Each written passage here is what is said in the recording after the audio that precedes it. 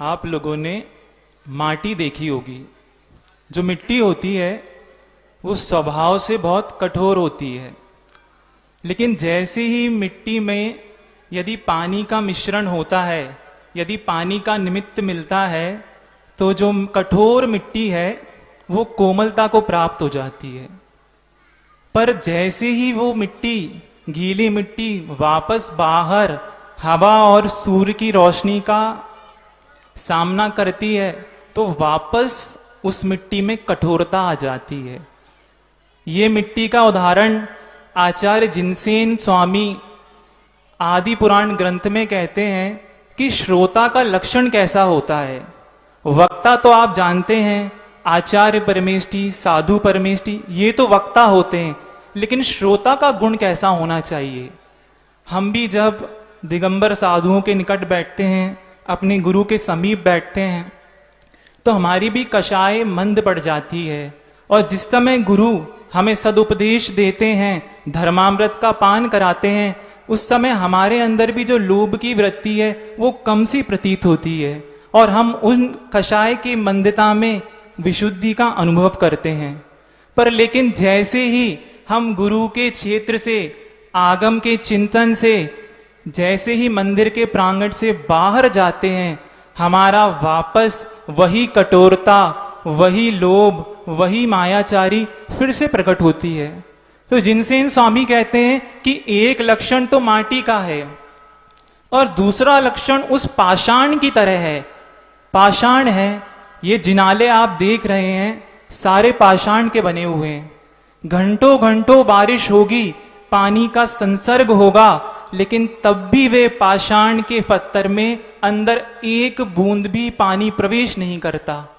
ऐसे ही इस धरा पर ऐसे भी जीव होते हैं जो जिन शासन के प्रणेता, जो जिन शासन में आगम का उल्लेख करते हैं, ऐसे अरिहंतों की वाणी, ऐसे गुरुओं की वाणी को सुनते भी हैं, सुनते हैं, पर लेकिन एक बूंद भी तत्व का अंदर प्रवेश नहीं करता।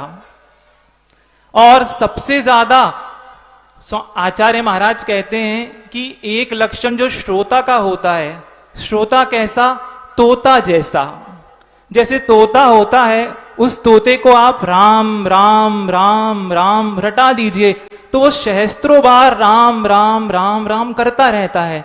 वैसे ही आज हमने इन वर्षों में, 50 वर्षों में स्वाध्याय किया, 50 वर्षों में अनेकों श्लोक सुने, व्हाट्सएप के माध्यम से आप वीडियोस देखते हैं, प्रवचन यूट्यूब पर आप सुनते हैं, सैकड़ों साधुओं के प्रवचन, जिज्ञासा समाधान, शंका समाधान, सब कुछ सुनते हैं। लेकिन ये सब क्या हो रहा है कि हमने इन डेफिनेशंस को याद कर लिया, हमने इनके भेद उपभेद को याद कर लिया। ये सब कुछ सिर्फ इंफॉर्मेशन है। क्या कह रहे हैं? ये सिर्फ इंफॉर्मेशन है। आचार्य श्री ने 2022 में जब हम लोग कक्ष में बैठे हुए थे, तो गुरुदेव ने कहा था कि इंफॉर्मेशन में और नॉलेज में अंतर होता है। क्या कह रहे हैं हम? इंफॉर्मेशन में और नॉलेज में अंतर होता है। जैसे कोई पुरुष है, सिगरेट का पैकेट देखता है, उस सिगरेट के पैकेट पर स्पष्ट रूप से लिखा रहता है कि smoking kills, it causes cancer. स्पष्ट रूप से लिखा हुआ है कि सिगरेट को फूकने से आपको लंग्स का कैंसर होगा, स्मोकिंग करने से आपका जीवन खतरे में है। तो ये इंफॉर्मेशन तो हमको दिख रही है, एक बच्चा भी जानता है, एक टीनेजर, एक एडल्ट भी जान रहा है, और हम भी पढ़ पा रहे हैं, लेकिन तब भी हम सिगरेट का इस्तेमाल कर रहे हैं। तो गुरुदेव कहते थे कि जो द्रव्य श्रुत है वो तो होता है इंफॉर्मेशन, और जो भाव श्रुत है उसको कहते हैं हम नॉलेज। तो जो भी आज तक मोक्ष मार्ग में आगे बढ़ते हैं या जो भी उत्तरोत्तर विकास करते हैं, वे भावश्रुत के माध्यम से करते हैं। आज यहां पर जो सभा में इतने सारे लोग बैठे हैं, ये सब धर्मात्मा हैं। धर्मात्मा है। आचार्य श्री अभी 2 दिन पहले कह रहे थे कि हम तो सबको सम्यक दृष्टि ही कहेंगे। बिल्कुल, बहुत अच्छी बात है। हम किसी को मिथ्या दृष्टि कैसे घोषित कर सकते हैं? लेकिन हम ये पूछना चाहते हैं कि क्या हमको ये ज्ञात नहीं है कि 24 घंटे के बाद यदि पापड़ है, क्या कह रहे हैं हम, 24 घंटे के बाद पापड़ है, अचार है, मुरब्बा है, इनमें त्रस्कायक जीवों की उत्पत्ति हो जाती है। और आगम में स्पष्ट रूप से वर्णन है कि ये अभक्ष्य है। आगम में स्पष्ट रूप से उल्लेख है कि आलू में, प्याज में, इन सब गणंतों में अनंत जीव राशि विद्यमान है। तो क्या ये इंफॉर्मेशन हमारे पास नहीं है? इंफॉर्मेशन तो है, ये ज्ञान भी हमको हो रहा है, द्रव्यश्रुत हमें पता है, लेकिन तब भी हम इसको जो अमल नहीं कर पा रहे, ये भावश्रुत का भाव है। तो गुरुदेव कहते थे कि हमारा ज्ञान कैसा हो, सिर्फ हंस के समान हो। वो हंस क्या करता है कि आपने हंस के सामने एक कटोरा दूध से में मिश्रित पानी को डाल के रख दिया। अब वो हंस क्या करेगा? वो जानता है भेद विज्ञान। भेद विज्ञान का मतलब क्या है? Art of separation. हम जानते हैं जब मटर छीलते हैं तो मटर के छिलके को हम क्या करते हैं? फेंक देते हैं, और मटर से हम सब्जी बनाते हैं। हम केले का छिलका, केला लेते हैं, केले का अंदर का दल खा लेते हैं, और केले के बाहर का जो छिलका है उसको बाहर फेंक देते हैं। हम जानते हैं कि केले का जो छिलका है वो हे है, और अंदर का जो केले का गूदा है वो उपादेय है। हम बहुत समझदार हैं। एक माँ भी है, वो भी जानती है जब वो दाल बीन रही होती है तो दाल को अपने पास रख लेती है, और जो कंकड़ है उनको बाहर कर देती है। तो इतना भेद विज्ञान, इतना आर्ट ऑफ सेपरेशन तो सबको बनता है। लेकिन गुरु कह रहे हैं कि हमें क्या सीखना है कि आत्म तत्व अलग है, आत्म भाव अलग है, और ये आश्रव भाव अलग है। हमें जानना है कि हमारी हर एक क्रिया से किस प्रकार का आश्रव या किस प्रकार का नया बंध हो रहा है। तो गुरु कहते हैं कि धर्म की परिभाषा क्या बनाएं। कितना इजी होता है धर्म करना। हम रास्ते से निकल रहे हैं, और रास्ते से निकलते समय आपकी दृष्टि पड़ गई जल पर, और आपने निकट जाके देखा उस जल में एक छोटी सी चींटी है, वो डूब रही है। वो चींटी डूब रही है, वो बहुत पुरुषार्थ कर रही है कि वो बच जाए। आपने भी उस चींटी को देख लिया और आपके मन में दया का भाव उत्पन्न हो गया। अब आचार्य श्री कहते हैं कि दया का भाव होना अलग है और सक्रिय दया होना अलग है। जो सक्रिय दया के सहित होगा वो क्या करेगा? अपनी उंगली को ले जाके उस पानी के पास में वो चींटी आपकी उंगली पे चढ़कर आएगी और वो उस चींटी को किसी सूखे स्थान पर रख देगा। एक व्यक्ति है जो दूर से खड़े होकर देख रहा है कि अरे चींटी को पीड़ा हो रही है, चींटी कष्ट में है, लेकिन जो सच्चा सम्यक दृष्टि जीव होगा वो क्या कहेगा? जो सक्रिय सम्यक दृष्टि होगा वो कहेगा कि जैसी पीड़ा उस चींटी को होती होगी वैसी पीड़ा मुझे भी तो होगी। जैसे कष्ट का अनुभव वो चींटी कर रही है वैसे ही कष्ट का अनुभव मैं कर रहा हूं, कर सकता हूं। तो रक्षा करने का जो कार्य है इसको आचार्य कहते हैं धम्मो दया विशुद्धो। धम्मो दया विशुद्धो धर्म की डेफिनेशन है। यदि गर्मी का मौसम है, हम हमारे मुख से कई बार कहते हैं, श्रवण होने के बाद भी मुख में और परिणाम आ जाते हैं कि इतनी तेज गर्मी है, कंठ अवरुद्ध हो रहा है, प्यास की वेदना होती है। आप भी इसका अनुभव करते हैं, लेकिन आप क्या करते हैं? आपके घर में आप चार दीवारी में बैठते हैं, एसी में, कूलर में, पंखों में बैठते हैं, बीच बीच में ठंडे पानी का सेवन करते हैं, और हम बैठकर एक बार ये भी सोचते हैं, लोक का चिंतन कर रहे हैं क्या कि अरे इन पक्षियों का क्या होता होगा। ये पक्षी प्यास के कारण, ग्रीष्म ऋतु के कारण मरते जा रहे हैं। ये जो दया का भाव उत्पन्न हो रहा है ये भावना है। लेकिन गुरुदेव कहते हैं सक्रिय सम्यक दर्शन क्या है? सक्रिय सम्यक दर्शन का अर्थ क्या है कि जैसी पीड़ा उसको हो रही है उसको किसी भी हालत में उस पीड़ा से ऊपर उठाना है। और एक जो सम्यक दृष्टि जीव होगा वो क्या करेगा? वो एक सकोरा लाएगा मिट्टी का और अपने छत पर रख देगा या किसी वृक्ष के नीचे शुद्ध प्राशुक जल से उस सकोरे को भर देगा। क्यों? उद्देश्य ये है कि जब वे कोई प्यासे पक्षी, पशु आएंगे वे इस पानी का, इस जल का सेवन कर लेंगे और जल का सेवन करके उनकी जो प्यास है वो तृप्त हो जाएगी। इसको कहते हैं एक्टिव सम्यक दर्शन। तो गुरुदेव का बार बार कहना है कि हमें एक्टिव सम्यक दर्शन की ओर दृष्टि डालनी है। लेकिन ये सम्यक दर्शन, ये दया गुण, ये करुणा, ये अनुकंपा बनती कैसे है? तो गुरु पूज्यपाद स्वामी कहते हैं कि सम्यक दृष्टि जीव के अंदर चार लक्षण अवश्य पाए जाएंगे। तो पहला कहते हैं प्रशम भाव, दूसरा है आस्तिक्य, तीसरा है अनुकंपा, और चौथा कौन सा है? संवेग। तो सबसे पहले आप एक बार दृष्टि डालिए, एक व्यक्ति जो साथ में चल रहा है, हम कंकड़ से तो अपने पैरों को बचाते हैं, हम जानते हैं कि कंकड़ हमें दुख का कारण बनेगा। हम यदि शरीर रोड पर मल डला हो तो उस मल से भी अपने पैरों को बचाते हैं, लेकिन हम बहुत इजीली ग्रीन हरी हरी घास के ऊपर चलने लगते हैं। तो ये हरी घास पर जो चल रहा है, तो क्या वह सम्यक दृष्टि जीव है? क्यों? क्योंकि वो मान्यता है ही, वो श्रद्धा कर ही नहीं रहा है। वो इस बात पर श्रद्धा नहीं करता कि ये जो हरी हरी घास है इसमें भी जीवत्व शक्ति है। वो ये विश्वास नहीं करता कि इसके अंदर भी वही चेतना है जो चेतना मेरे अंदर है, इसके अंदर भी वही गुण हैं जैसे गुण मेरे अंदर हैं, बस अव्यक्त दशा में है, वो कुछ कह नहीं पा रहा है। और ये दिगंबर, इस धरा पर जो ये दिगंबर साधु हैं, आप एक बार दृष्टि डालिए, वे चलते भी हैं तो देखकर चलते हैं, वे चल भी रहे हैं तो देखकर चल रहे हैं कि किसी भी जीव का मरण ना हो जाए। वे यदि पुस्तक भी उठाते हैं तो एक बार परिमार्जन करते हैं कि क्षुद्र से क्षुद्र जीव का भी मरण ना हो जाए। तो आचार्य श्री कहते थे कि यहां पर समयसार गूंजना प्रारंभ करता है। इसको प्रैक्टिकल समयसार कहते हैं कि जब आपके अंदर दया गुण सक्रिय हो जाए, जब आपके अंदर अनुकंपा सक्रिय हो जाए, सिर्फ अपने परिवार के लिए नहीं, अपने संबंधियों के लिए नहीं, इस धरा पर जितने भी जीव दिख रहे हैं, हर एक जीव के प्रति हमारे अंदर इसी प्रकार का भाव उत्पन्न हो जाए। तो ये भाव कब उत्पन्न होगा? जब हम आस्तिक गुण की ओर दृष्टि डालेंगे कि जैसा तत्व मेरे पास है, जैसे मेरा अस्तित्व है, वैसे ही सामने वाले का अस्तित्व है। तो ये श्रद्धा गुण उत्पन्न कैसे होता है? क्या ये श्रद्धा गुण सबके पास होता है? हाँ, प्रत्येक जीव के पास श्रद्धान गुण है। जैसे आप मेरे सामने इस माइक को देख रहे हैं, ये माइक देखने में आ रहा है, लेकिन ये माइक किसके माध्यम से चल रहा है? करंट।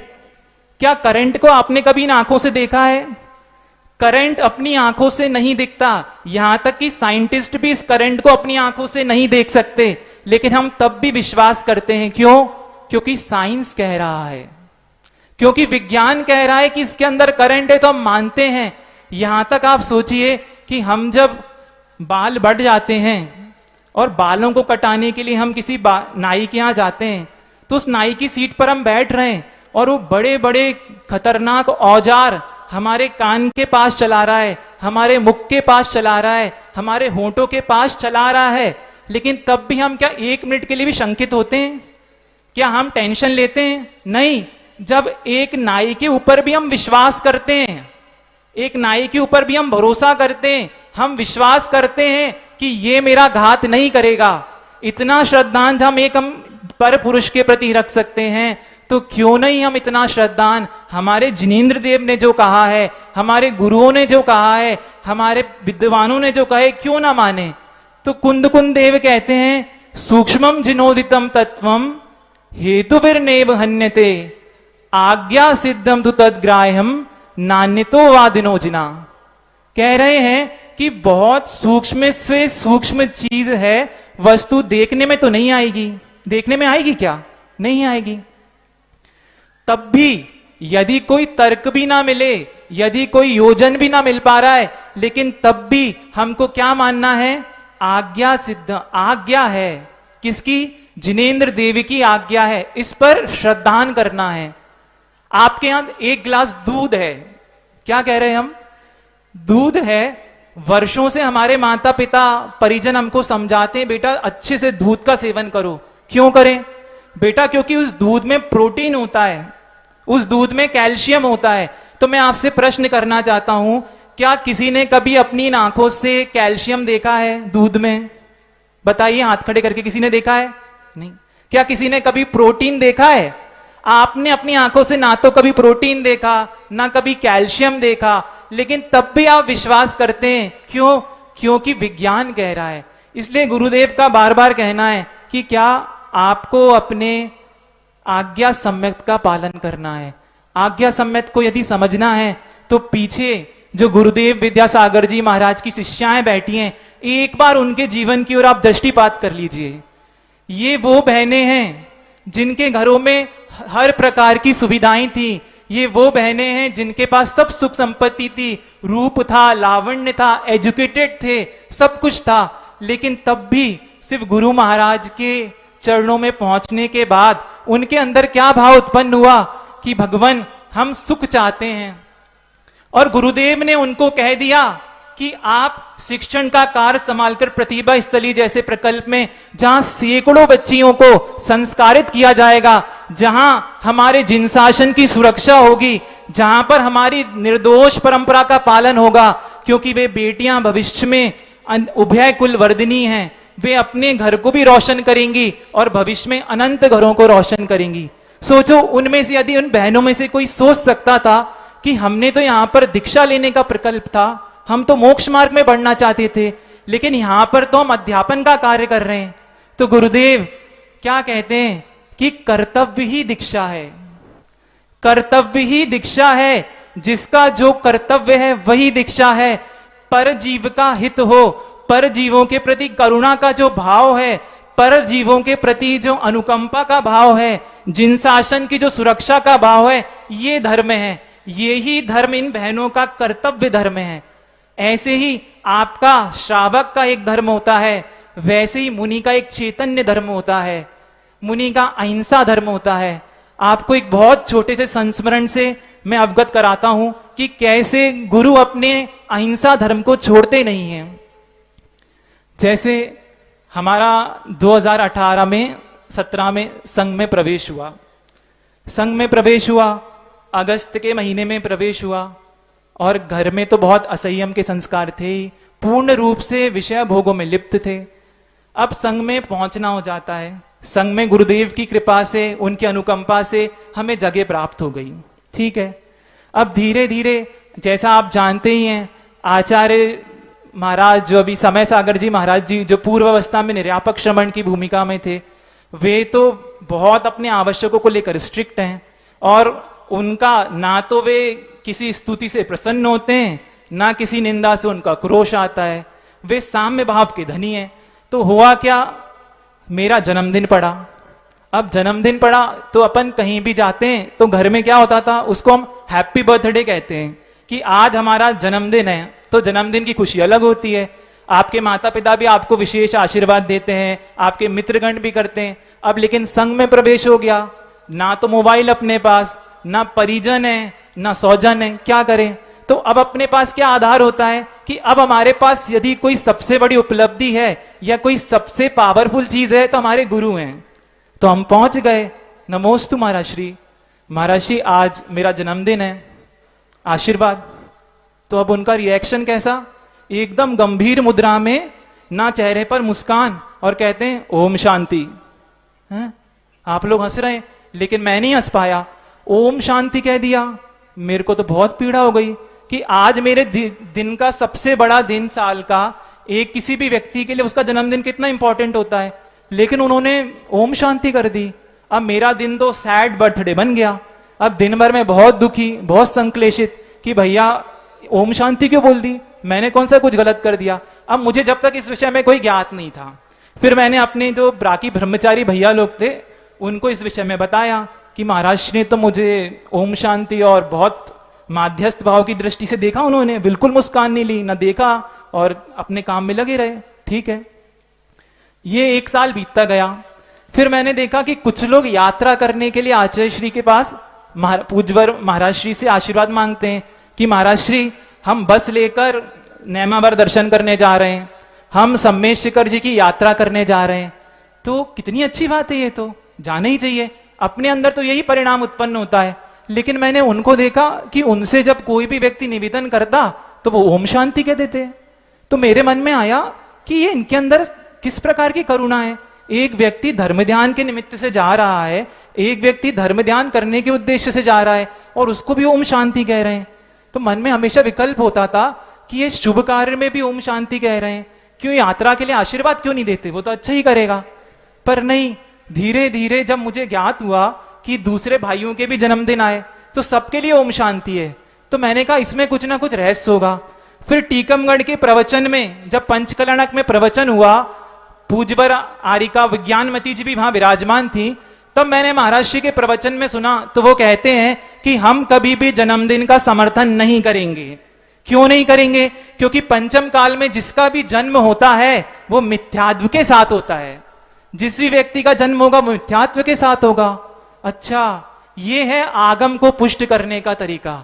ये है आगम चक्षु साहू, कि जिनकी दृष्टि में प्रति समय आगम झलकता हो, जिनकी दृष्टि में प्रति समय क्या देवशास गुरु की स्तुति झलकती हो, जिनके अंदर गुरु वर्णम स्थित हो, वे कैसे अपने मुख से एक भी शब्द आगम के विपरीत निकाल सकते हैं? असंभव है, असंभव है ना। तो इसी प्रकार हमने जब धीरे धीरे इस विषय को समझा कि जन्मदिन पर क्यों नहीं दे रहे, जन्मदिन पर हम जब आशीर्वाद मांगने जा रहे हैं, कुछ त्याग करना चाह रहे हैं, तो भी नहीं, और यात्रा पर इसलिए नहीं, तो वो कहते हैं कि आप यात्रा क्या पैदल पैदल करेंगे? क्या आप यात्रा देख देख कर जाएंगे? नहीं, हम गाड़ी का इस्तेमाल करेंगे, हम वाहनों का इस्तेमाल करेंगे, और वे वाहन के पास कोई एरिया समिति तो होती नहीं है।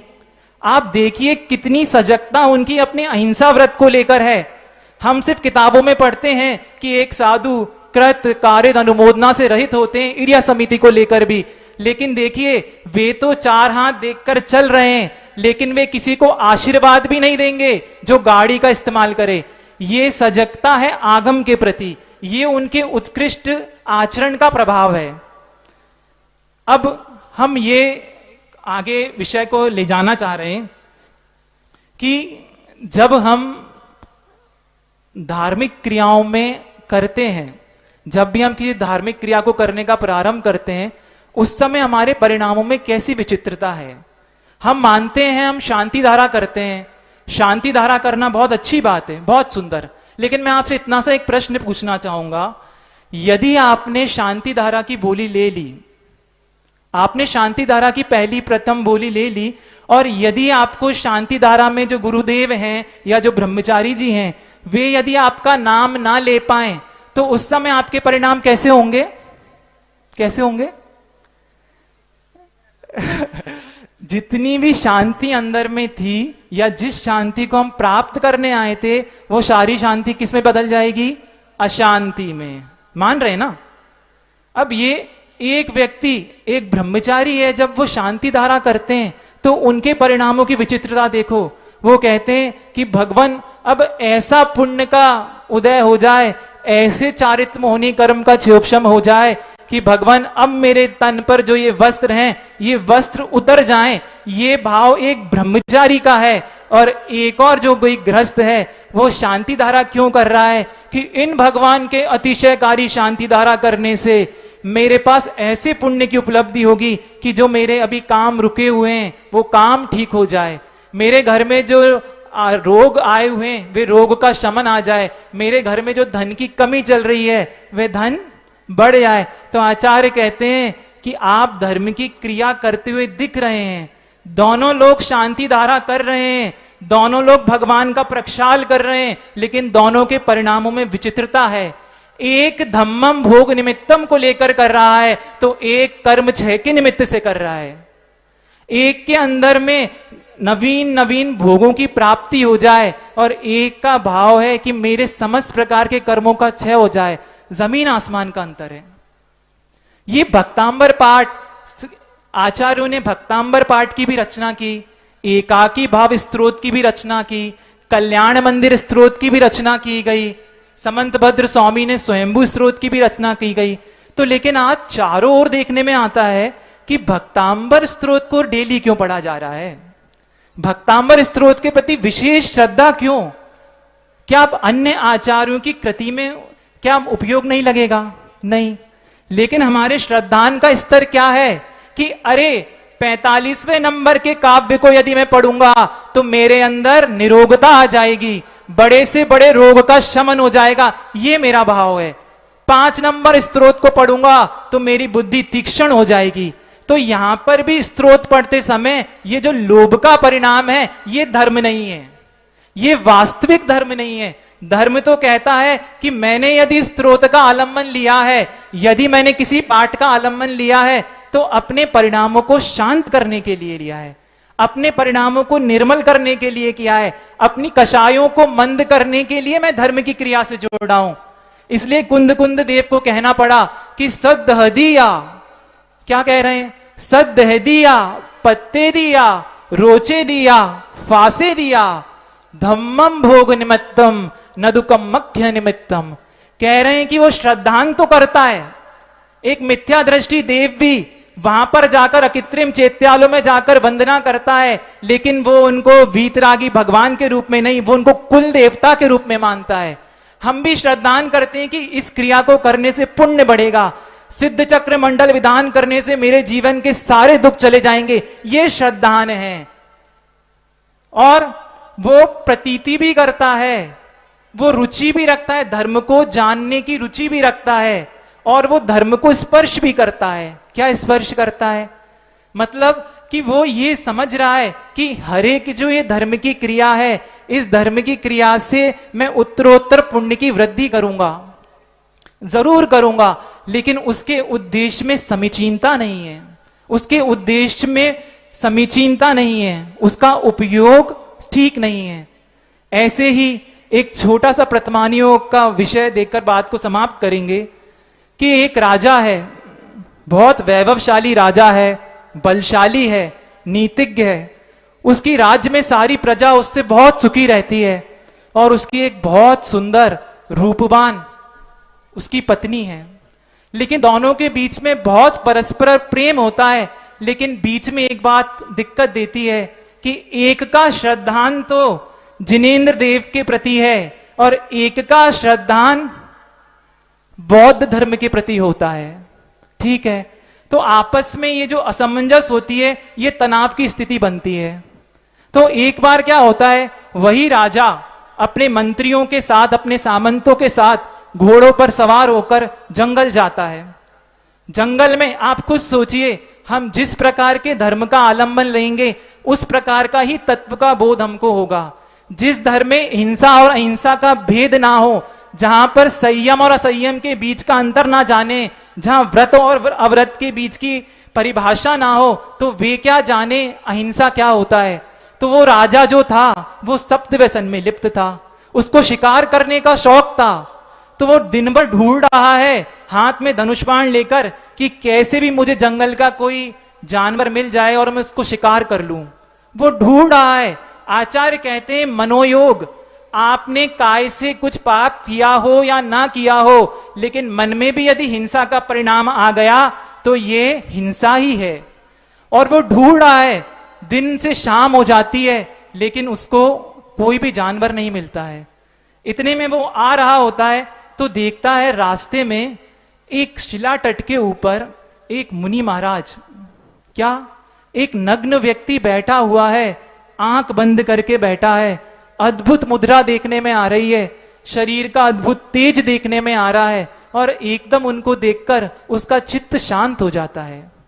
चित्त शांत हो गया और उसके परिणाम, उसके चेहरे पर मुस्कान आ जाती है, और वो अपने साथ जो चल रहे मंत्री हैं, सामंतों से पूछता है कि मंत्री ये बताओ ये कौन है, ये जो नग्न व्यक्ति बैठा है कोई तपस्वी या ऋषि जान पड़ता है।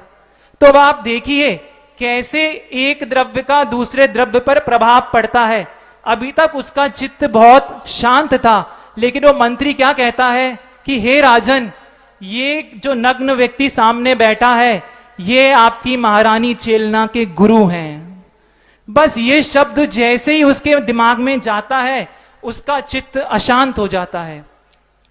अशांत होकर अब उसके अंदर मन में तीव्र वैर परिणाम और क्रोध उत्पन्न हो जाता है, और वहां निकट जाकर कहता है, हे धूर्त, हे पाखंडी, क्या तू नाटक कर रहा है?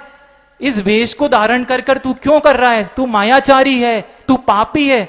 इस प्रकार के अशुभ शब्दों का प्रयोग वो उन दिगंबर साधु के प्रति कर देता है।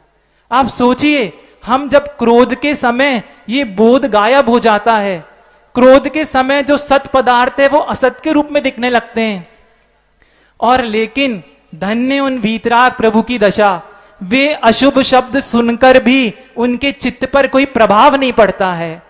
हम और आपको यदि कोई प्रशस्त शब्द से पुकारे तो हम ग्लैड हो जाते हैं, और हमें कोई निंदापरक वचनों से या हमें कोई डांटे या हमें कोई अपशब्द बोले तो हम दुख का अनुभव करते हैं। पर धन्य ऐसे योगियों की चित्त की वृत्ति कि जिसके अंदर वे जानते हैं कि ये जो शब्द बोल रहा है ये शब्द ज्ञान नहीं है, शब्द शब्द है, ज्ञान ज्ञान है, शब्द पुद्गल की परिणति है और ज्ञान चैतन्य गुण की परिणति है। ऐसा भेद विज्ञान की परिणति उन जीवों के अंदर होती है और वे कुछ भी नहीं कहते। लेकिन आप सोचिए, जिस समय आपको किसी पर गुस्सा आए और सामने वाला जब कोई रिएक्शन नहीं करता है तो हमारा गुस्सा और डबल हो जाएगा। जब वो कुछ भी नहीं कहते तो अब उसको और तेज क्रोध आ जाता है। तो क्या करता है कि मेरे पास जो ये 500 कुत्ते हैं, खूंखार कुत्ते जिनकी बड़ी बड़े दांत हैं, ऐसा जाबड़ कि वो पूरे इंसान के शरीर को भेद सकते हैं, उन मंत्रियों को आज्ञा देता है कि जाओ और ये 500 कुत्ते इन दिगंबर साधु के ऊपर छोड़ दो। आप देखिए, हम पर को कष्ट देने का परिणाम तो कर सकते हैं, हम पर को दुखी करने का भाव तो कर सकते हैं, लेकिन पर को दुख होवे ये आवश्यक नहीं है और छोड़ देते हैं उन 500 खूंखार कुत्तों को। पर देखिए वीतरागता का चमत्कार, देखिए आप अंतरंग के संयम का प्रभाव, देखिए आप संयम की स्थिति देखिए कि वे खूंखार कुत्ते क्या करते हैं, वे 500 कुत्ते प्रभु के गुरु के चारों ओर 3 प्रदक्षिणा लगाकर उनके चरणों में नतमस्तक होकर बैठ जाते हैं। इसको कहते हैं एक द्रव्य का दूसरे द्रव्य पर प्रभाव, इसी को कहते हैं निमित्त नैमित्तिक संबंध, कि जहां पर वीतरागता है तो वीतरागता का प्रभाव उन त्रियंचों पर भी पड़ गया। यदि कोई रागी, आज जितने भी हम यहां पर बैठे हैं, ये जितने भी मुनि हैं, आरिकाएं हैं, ब्रह्मचारिणियां हैं, ब्रह्मचारी हैं, किसके कारण? सिर्फ गुरुदेव की वीतरागता का ही तो प्रभाव था कि ये सारे रागी के रागी वैरागी बनने को तत्पर हो गए। तो एक द्रव्य का प्रभाव इतना ज्यादा जीभ पर पड़ता है। अब कुत्तों ने जब बैठकर शांति से बैठ गए तो परिणाम में और विकलता आ गई। अब क्या करें? तो क्रोध के कारण कि जरूर ये कोई मंत्रवादी है, इसने अवश्य ही इन कुत्तों को कीलित कर दिया होगा। तो अब क्या करें? अब क्रोधाग्नि इतनी बढ़ जाती है तो वो जाता है तलवार निकालकर। सोचिए घात करने का परिणाम कि एक निर्दोष, एक निर्लोभ वृत्ति के साधु के प्रति घात करने का परिणाम उत्पन्न हो जाता है। और तलवार निकालकर जैसे ही जा रहे होते हैं तो एक सर्प सामने से निकल आता है। जैसे ही वो सर्प निकलता है तो उसको अशुभ मानते हैं और उसको काटकर टुकड़े टुकड़े कर देते हैं। गुरुदेव कहते हैं इसी को तो रौद्र ध्यान कहते हैं, जिसको हिंसा करने में आनंद मान रहा है। जितने भी ये किल्ली मार, इल्ली मार, पेस्टिसाइड बेचने वाले लोग हैं, ये सब रौद्र ध्यानी हैं, जो नियम से इस प्रकार के कार्य कर रहे हैं, जिनको हिंसा में आनंद आ रहा है, वे रौद्र ध्यानी हैं। और वे उस सर्प को जाकर मुनिराज के गले में डाल देते हैं। इतना कुकृत्य करने के बाद भी उसके चेहरे पर मुस्कान है। अब क्या करता है? वो अपने घर राजमहल को लौट जाता है। 2 दिन बाद वो अपनी पत्नी रानी चेलना के पास जाता है और उनको पूरा वृतांत सुनाता है कि कैसे मैंने तुम्हारे उस ढोंगी साधु के ऊपर ऐसा उपसर्ग किया। आप सोचिए, जैसे ही धर्मात्मा ने इस प्रकार की वाणी सुनी, उसकी रूह कांप जाती है। वो कहती है तुमने कितना बड़ा उपसर्ग कर दिया। इस धरती पर जो सबसे निर्दोष आचरण करने वाले व्यक्तित्व हैं, जो सरल स्वभावी हैं, उनके ऊपर तुमने इतना बड़ा उपसर्ग कर दिया। तो वो क्या कहता है? अरे वो ढोंगी तो कितनी देर पहले भागकर चला गया होगा, वो अभी तक थोड़ी ना वहां बैठा होगा। लेकिन अब जो रानी चेलना कहती है वो ध्यान से सुनने योग्य है। रानी चेलना कहती है कि यदि वो मेरे सच्चे दिगंबर साधु होंगे, यदि वो मेरे सच्चे निर्ग्रंथ योगी होंगे, तो वे सुमेरु पर्वत यहां से वहां हो सकता है, सूर्य अपना ताप छोड़ सकता है, पानी अपनी शीतलता छोड़ सकती है, लेकिन दिगंबर साधु अपनी साम्य वृत्ति का त्याग कभी नहीं कर सकते। और देखा, जैसे ये बात सुनता है, इसको कहते हैं निशंकित अंग। सम्यक दर्शन का सबसे बड़ा यदि कोई अंग है तो निशंकित अंग, ऐसा गुरुदेव कहते हैं। उसको शंका नहीं है अपने श्रवण पर, और दौड़कर रथ पर सवार होकर पहुंच जाते हैं और देखते हैं वे साधु वे तो सच्चे साधु थे। वो तो आत्मा के उस समरसी भाव में लीन थे और बैठे हैं उस निर्विकल्प दशा के साथ। किसी भी प्रकार का प्रतिकार उनके चित्त पर नहीं। जैसी शांत मुद्रा पहले थी, अभी भी उतनी शांत मुद्रा है, जैसी सौम्यता तब थी अब भी उतनी सौम्यता है। और उन्होंने तो उपसर्ग जानकर प्रतिमा योग धारण कर रखा था। वे दोनों वहां जाते हैं, अब कुछ नहीं करा, अब तो दोनों की आंखों से आंसू झरझर बह रहे हैं। ये आंसू नहीं है, अब राजा श्रेणिक का मिथ्यात्व पिघल रहा है। वो देखता है कि धन्य ऐसे दिगंबर साधु जिनके अंदर लेश मात्र भी परिणाम में विकृति नहीं आई। और अब क्या करता है, वो सर्फ को उतार कर साइड रख देते हैं। लेकिन सर्फ के गले में डालने के कारण सैकड़ों चींटियों ने जिनके शरीर को छेद दिया था, सैकड़ों शरीर में मांस के अंदर जो चींटियां घुस गई थी, इतना कारुण्य दृश्य देखकर किसका हृदय नहीं पिघलेगा। और उसकी आंखें भर आती हैं कि मैंने अपने जीवन में कितना बड़ा दोष कर लिया। और वहां पर महाराज का परिमार्जन करके जब प्रभु की आंख खुलती है तो राजा श्रेणिक भी नमोस्तु करते हैं, रानी चेलना भी नमोस्तु करती है, और गुरुदेव दोनों को धर्मवृत्ति रस्तु का आशीर्वाद देते हैं। ये है साम्यता। उपसर्ग कर्ता के ऊपर भी वही परिणाम, उपसर्ग हरने वाले के ऊपर भी यही परिणाम। ये साम्य वृत्ति है। तो 6 डाला में हम पढ़ते हैं, इसको करके अंत करेंगे। अरिमित्र महल मशान कंचन कांच निंदन थुतिकरण अर्घावतारण असी प्रहारण में सदा समता धरण। ये ऐसे योगी, आज ये तो प्रथमानुयोग की कथा है जो हमें बोधि और समाधि का उपदेश देती है, लेकिन इन 50 वर्षों में हमने अपनी आंखों से, पूरे जगत ने देखा है कि ऐसी अद्भुत साम्य वृत्ति के धनी आचार्य गुरुवर श्री विद्यासागर जी महाराज, जिनके कण कण में परोपकार है, जिनके कण कण में गुरु वर्णम है, जिनकी दृष्टि में सौम्यता है, जो प्रत्येक समय अनुकंपा से भरे हुए हैं। और आप देख सकते हैं कि आज गुरुदेव की जो इच्छा है, गुरुदेव चाहते थे कि जिन शासन सुरक्षित रहे, गुरुदेव चाहते थे कि ये वीतराग मार्ग हमेशा संरक्षित रहे। वे चाहते थे कि ये जो परंपरा है, ये कुंद देव की मूल परंपरा है, ये सुरक्षित रहे। तो इस परंपरा को सुरक्षित रखने के लिए आज जिनके आत्मा के असंख्यात प्रदेश में यदि कोई एक मंत्र विद्यमान है तो वो विद्यासागर है। ऐसे गुरुदेव श्री आचार्य समय सागर जी महाराज अब हमारे मार्ग प्रदर्शक हैं। अब वे हम सबके मुक्ति दूत हैं। जितने लोगों भव्य जीवों का अब कल्याण होगा वे उनके निमित्त से ही होगा। इसलिए मोक्ष मार्ग में यदि कोई निर्देशक होता है, मोक्ष मार्ग में यदि कोई डायरेक्टर होता है, मोक्ष मार्ग में यदि कोई मेंटोर हमारा होगा, कोई हमारा गाइड होगा, तो उनका नाम है आचार्य परमेष्ठी गुरुवर श्री समय सागर जी महाराज की। बोधि समाधि परिणाम शुद्धि शात्मोपलब्धि शिव शोक सिद्धि चिंतामणिम चिंतित वस्तुदाने तो आमंद मानस। परम पूज्य आचार्य गुरुवर श्री विद्यासागर जी महाराज की, परम पूज्य आचार्य गुरुवर श्री समय सागर जी महाराज की।